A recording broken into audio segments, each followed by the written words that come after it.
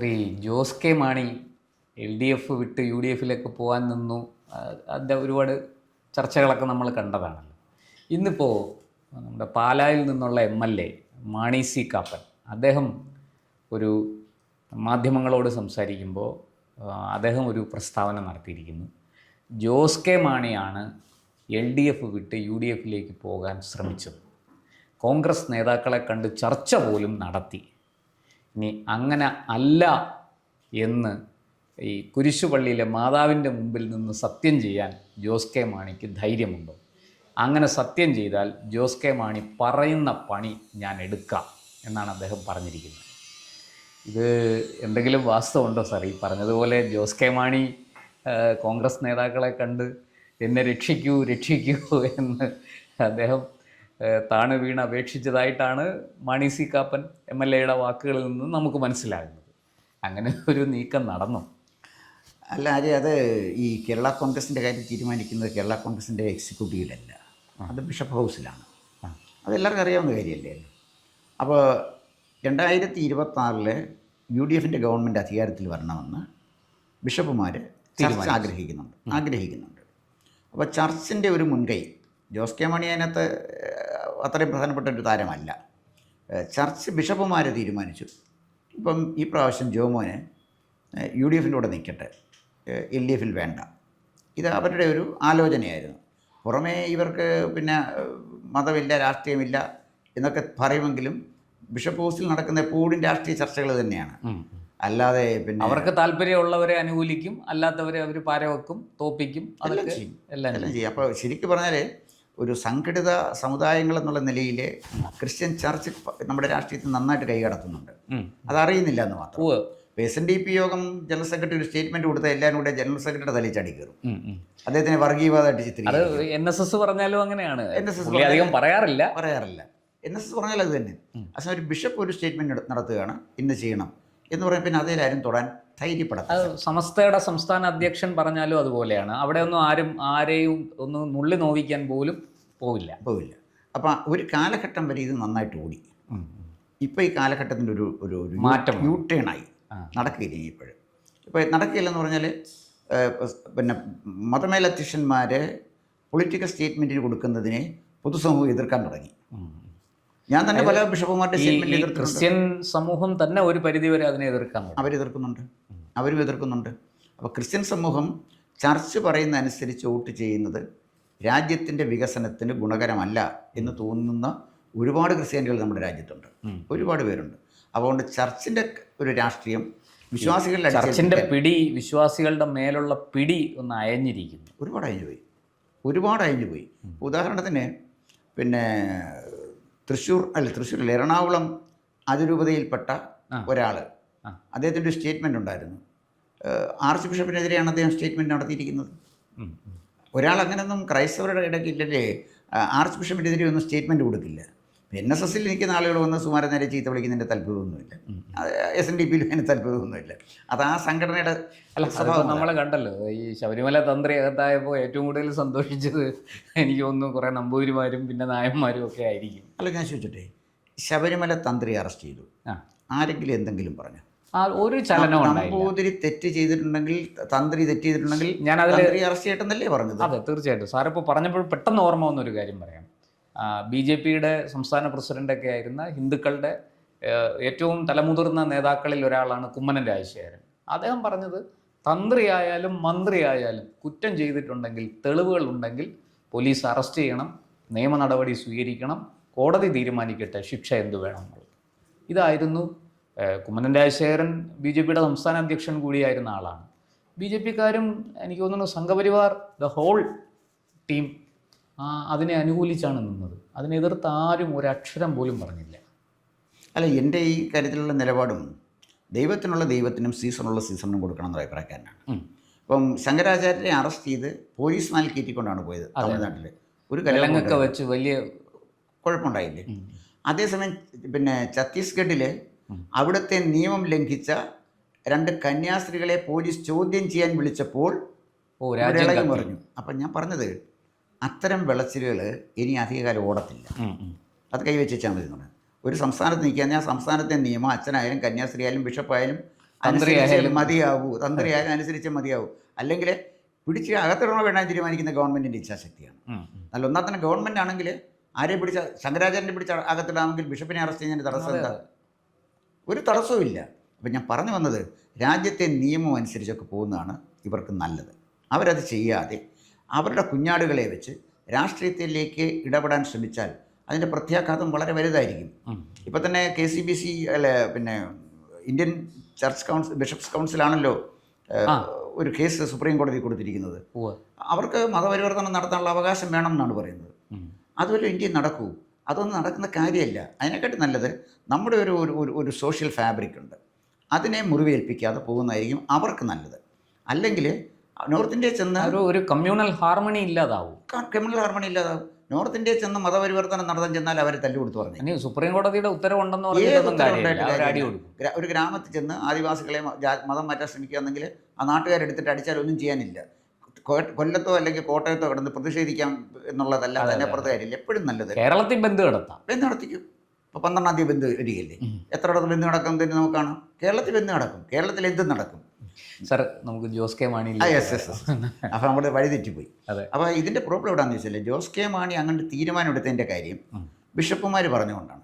ചർച്ചിൻ്റെ തീരുമാനമാണ് അത്. ജോസ് കെ മാണിയുടെ തീരുമാനത്തേക്കാൾ കൂടുതൽ ചർച്ചിൻ്റെ തീരുമാനമാണ്. പിന്നെ അതിനകത്തുള്ളൊരു നൈതികമായ ഒരു പ്രശ്നം എന്താണെന്ന് ചോദിച്ചാൽ, 5 കൊല്ലം LDFിൻ്റെ കൂടെ ഇരുന്ന് ഭരിച്ചു, അതിൻ്റെ സുഖഭോഗങ്ങളൊക്കെ അനുഭവിച്ചു, നേടാവുന്നതൊക്കെ വേണ്ടി. കേരളത്തിലെ ഏറ്റവും അഴിമതി നിറഞ്ഞ വകുപ്പുകളിലൊന്ന് തന്നെയായിരുന്നു ഈ ജലസേചന വകുപ്പ്. ജലസേചന മന്ത്രി പരിശുദ്ധനായ ഒരാളല്ലെന്ന് ഇതുമായിട്ട് ബന്ധപ്പെട്ടിരിക്കും നമുക്കൊക്കെ അറിയാവുന്ന കാര്യമാണ്. അദ്ദേഹം ഇന്നെഫിഷ്യൻറ്റും കൂടാണ്. തിരുവനന്തപുരത്ത് 6-7 ദിവസം കുടിവെള്ളം നിശ്ചലമായപ്പോൾ വലിയ പ്രതിഷേധമാണ് ഉയർന്നത്. ഇങ്ങനെ മന്ത്രി ഉണ്ടെന്ന് നമ്മൾ അറിഞ്ഞില്ലല്ലോ. അന്നിടപെട്ട ശിവൻകുട്ടിയല്ലേ. ശിവൻകുട്ടി വന്നല്ലേ കാര്യങ്ങൾ തയ്യാറാക്കി. ശിവൻകുട്ടി എതിർത്തു, പക്ഷേ ആ പ്രശ്നം പരിഹരിക്കാൻ ശിവൻകുട്ടി വേണ്ടി. അപ്പോൾ ശിവൻകുട്ടി വന്ന് തീർക്കേണ്ടി വന്നു എന്ന് പറഞ്ഞാൽ ജലസേചന വകുപ്പ് മന്ത്രിയുടെ ഇൻഎഫിഷ്യൻസി കൊണ്ടല്ലേ അത് വന്നത്. തീർച്ചയായിട്ടും. അപ്പം ഇത് ഞാനതാ പറഞ്ഞത്. അപ്പോൾ അവർ ഈ സുഖഭോഗങ്ങളെല്ലാം അനുഭവിച്ചിട്ടും ഇലക്ഷൻ വന്നപ്പോൾ UDF അധികാരത്തിൽ വരാൻ സാധ്യതയുണ്ട് എന്ന് കണ്ട്, പ്രത്യേകിച്ചും തദ്ദേശ തെരഞ്ഞെടുപ്പിൻ്റെ ഫലം കൂടി വന്നപ്പോൾ അങ്ങോട്ട് പോകുന്നത് ധാർമ്മികമായിട്ട് അത് ശരിയല്ല. പോകണമെങ്കിൽ പോകാം, അത് രണ്ടാമത്തെ കാര്യം. പിന്നെ മാണി സി കാപ്പൻ പറഞ്ഞ കാര്യമല്ലേ പറഞ്ഞത്. അപ്പോൾ മാണി സി കാപ്പൻ പറഞ്ഞതനുസരിച്ച് ജോസ് കെ മാണി കുരിശുപള്ളിയുടെ അടുത്ത് എന്ന് സത്യപ്രതിജ്ഞയുടെ കാര്യമൊന്നുമില്ല. മാണി സി കാപ്പൻ അദ്ദേഹത്തിൻ്റെ അഭിപ്രായം പറഞ്ഞു, ജോസ് കെ മാണിക്ക് അദ്ദേഹത്തിൻ്റെ നിലപാടിൽ ഉറച്ചിരിക്കുകയും ചെയ്യും. മാണി സി കാപ്പന് വേണ്ടി പിന്നെ മാതാവിൻ്റെ മുന്നേ പോയി സത്യപ്രതിജ്ഞ എന്ത് ബാധ്യതയാണ് ജോസ് കെ മാണിക്കുള്ളത്? അദ്ദേഹത്തിന് അല്ല, ഞാൻ പറഞ്ഞത് അങ്ങനെ വെല്ലുവിളിക്കുന്നത് തന്നെ നമ്മുടെ മതേതര സംവിധാനത്തിന് എതിരാണെന്നാണ് ഞാൻ പറഞ്ഞത്. പണ്ട് ശുചീന്ദ്രത്ത് കൈമുക്കുണ്ടായിരുന്നല്ലോ, അപ്പോൾ ഉടനെ ഇനി നാളെ വന്ന് പറയുക ഇങ്ങനൊരു സംഭവം നടന്നിട്ടുണ്ട്, നിങ്ങൾ ശബരിമല വന്ന് ധർമ്മശാസ്താവിൻ്റെ മുന്നേ വന്ന് പിന്നെ സത്യപ്രതിജ്ഞ ചെയ്യണം എന്ന് പറയുന്നത് ശരിയാണോ? അതൊരു ശരിയായ രീതിയല്ലല്ലോ. മാണി സി കാപ്പൻ അനുവർത്തിച്ച നയം, ഈ കുരിശുപള്ളിയും മാതാവും സത്യപ്രതിജ്ഞയും ഒക്കെ പറയുന്നത് ഒരു ജനാധിപത്യ മതേതര സമൂഹത്തിന് യോജിച്ചൊന്നല്ല എന്നാണ് എൻ്റെ അഭിപ്രായം. പിന്നെ ജോസ് കെ മാണി എടുക്കുന്ന തീരുമാനം അത് അദ്ദേഹത്തിൻ്റെ തീരുമാനം, അത് പോയിക്കോട്ടെ. അതിനെ ജോസ് കെ മാണിയെ വെല്ലുവിളിക്കുന്നതിനോട് എനിക്ക് മാതാവിനെയും കുരിശുപള്ളിയും ഒന്നും കരുവാക്കണ്ട. അപ്പോൾ അതിന് കരുവാക്കേണ്ട കാര്യമില്ല. ഇവിടെ വരുന്ന പ്രശ്നം ഈ പിന്നെ ആര്യ ചോദിച്ച ചോദ്യത്തിന് മുന്നിലൊരു പ്രശ്നമുണ്ട്. ഈ മാണി ഗ്രൂപ്പ് കേരള കോൺഗ്രസ് വന്ന് പെട്ടിരിക്കുന്ന ഒരു പ്രതിസന്ധിയുണ്ട്. അതില്ലെന്ന് നമ്മൾ പറഞ്ഞിട്ട് കാര്യമില്ല. വലിയ പ്രതിസന്ധിയാണ്, ചെറുതല്ല, വലിയ പ്രതിസന്ധിയാണ്. ഇപ്പോൾ മത്സരിക്കാൻ പോകുന്ന ഇപ്പോൾ അവർക്ക് 5 MLA-മാരുണ്ട്. അവർ മത്സരിക്കാൻ പോകുന്ന സീറ്റുകൾ ഇപ്പോൾ റാന്നി, അതുപോലെ തന്നെ ചങ്ങനാശ്ശേരി, കാഞ്ഞിരപ്പള്ളി, പിന്നെ പൂഞ്ഞാറ്, പിന്നെ ഇടുക്കി റോഷിയാസ് ഇടുക്കി. ഈ 5 സീറ്റുകളും ശരിക്കും പറഞ്ഞാൽ സുരക്ഷിതമല്ല. അല്ല. ഇപ്പോഴത്തെ സാഹചര്യത്തിൽ വലിയ വെല്ലുവിളി നേരിടുന്നു. തദ്ദേശ തെരഞ്ഞെടുപ്പിലെ ഫലം കൂടി വെച്ച് നോക്കുകയാണെങ്കിൽ 5 സീറ്റിലും പരാജയപ്പെടാനുള്ള സാധ്യത വളരെ കൂടുതൽ. പിന്നെ ഇതിനകത്ത് ഈ പൂഞ്ഞാറിൽ കഴിഞ്ഞ തവണ ഈ ചതുഷ്കോണ മത്സരം എന്നൊക്കെ പറഞ്ഞാണ് കടന്നുകൂടിയത്. പക്ഷെ ഇത്തവണ അങ്ങനെയല്ല. അവിടെ പൂഞ്ഞാറിൽ ജയസാധ്യത കുറവാണ്. കാരണം അവിടെ PC ജോർജിനെ പോലൊരു ക്രിസ്ത്യൻ നേതാവ് ഇല്ലാത്തതിൻ്റെ ബുദ്ധിമുട്ടുകൾ ക്രിസ്ത്യാനികൾ അനുഭവിച്ചുകൊണ്ടിരിക്കുകയാണ്. നല്ല കാലിബറുള്ളൊരു നേതാവ് നയിക്കാൻ വേണ്ടി, ധീരനായ ഒരു നേതാവ്, പ്രശ്നങ്ങൾ അഡ്രസ്സ് ചെയ്യാൻ കഴിയുന്ന ഒരാൾ അവിടെ വരണം. അപ്പോൾ അത് ഇപ്പോൾ ക്രിസ്ത്യാനികൾ തിരിച്ചറിഞ്ഞു, PC ജോർജിൻ്റെ വില എന്താണെന്ന് തിരിച്ചറിഞ്ഞു. അപ്പോൾ അതുകൊണ്ട് ഒരുപക്ഷെ PC ജോർജിന് പൂഞ്ഞാറിലൊരു സ്പേസ് ഉണ്ടെന്നാണ് ഞാൻ കരുതുന്നത്. പിന്നെ പിന്നെ ചങ്ങനാശ്ശേരിയിലേക്ക് വന്നാലേ ജോബ് മൈക്കിൾ വളരെ സൗമ്യനാണ്. ജോബ് മൈക്കിളിൻ്റെ ഒരു ഗുണം അദ്ദേഹം പിണക്കിട്ട് അതെ, അധികം വർത്തമാനം വർത്തമാനം പറയത്തില്ല, വിവാദങ്ങൾക്കൊന്നും പോയില്ല, സൗമ്യനാണ്. ഈ MLA-യുടെ ഒരു മാന്യമായ പെരുമാറ്റം ഒരു ഘടകമാണ്, ഒരു മര്യാദക്കാരനാണ്. പിന്നെ കാഞ്ഞിരപ്പള്ളിയിലാണല്ലോ നമ്മുടെ പ്രൊഫസർ ജയരാജ്. ഈ 2 മണ്ഡലങ്ങൾ അത്ര കുഴപ്പമുണ്ടെന്ന് ഞാൻ കരുതുന്നില്ല. പക്ഷെ പാലായിലൊരു പ്രശ്നമുണ്ട്. പാലായിൽ ഇപ്രാവശ്യം മത്സരിക്കാൻ വരുന്ന ഷോൺ ജോർജാണ്, ബി ജെ പിയുടെ സ്ഥാനാർത്ഥിയാണ്. അത് ചെറിയ കളിയല്ലത്. അത് വരുമ്പോൾ സഭകൾക്കും ചില തീരുമാനം എടുക്കേണ്ടി വരും. എന്താ കാര്യം എന്ന് ചോദിച്ചാൽ, ഷോൺ ജോർജിനെ അവിടെ തോൽപ്പിച്ചു എന്ന് വെച്ചു, ഇന്ത്യ ഭരിക്കുന്നത് നരേന്ദ്രമോദിയാണ്. അതെ, നരേന്ദ്രമോദി ഇന്ത്യ ഭരിക്കുന്നത് കേരളത്തിലെ പിന്നെ ബിഷപ്പുമാരുടെ സഹായത്തോടല്ല.